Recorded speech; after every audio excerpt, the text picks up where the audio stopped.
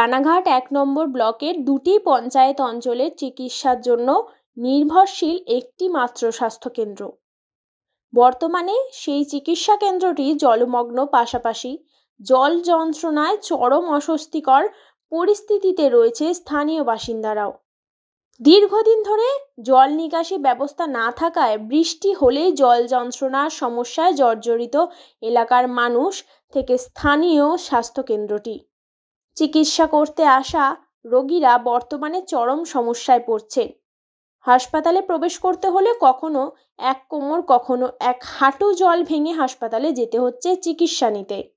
এলাকার মানুষের অভিযোগ, বৃষ্টি হলে জল যন্ত্রণার সমস্যা দীর্ঘ 50 বছরের।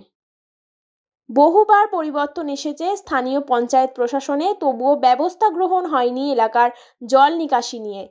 বিভিন্ন জায়গায় জল নিকাশি না থাকায় জমা জল যন্ত্রণায় ভুগতে হচ্ছে সাধারণ মানুষ থেকে হাসপাতালে আসা চিকিৎসকদের। এছাড়াও এই জমা জল নেমে গেলেও এলাকায় পচা দুর্গন্ধের সৃষ্টি হয়। বাড়িতে থাকতে চরম অসুবিধার সম্মুখীন হতে হয় বলে জানালেন স্থানীয় বাসিন্দারা। স্থানীয় বাসিন্দাদের দাবি, এলাকায় দ্রুত জল নিকাশি ব্যবস্থা করে দিক সরকার। আজকে নপাড়াতে ভবসুন্দরী স্বাস্থ্যকেন্দ্রে যে জল জমা অবস্থা, এটা দীর্ঘদিনের ওখানকার একটা সমস্যা।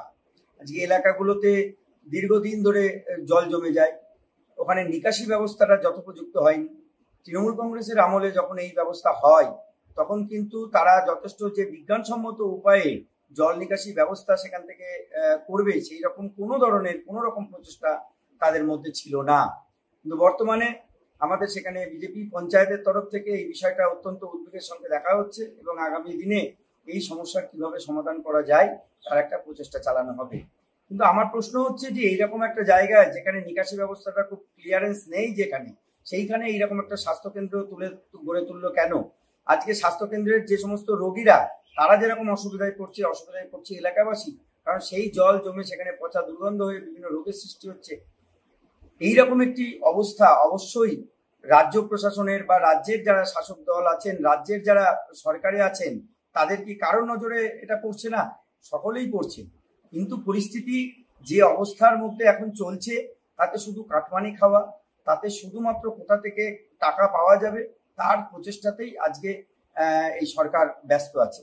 এই মুহূর্তে সাধারণ মানুষের কথা ভাবার কোনো জায়গাতে এরা নেই এবং আগামী দিনেও এরা থাকবে না।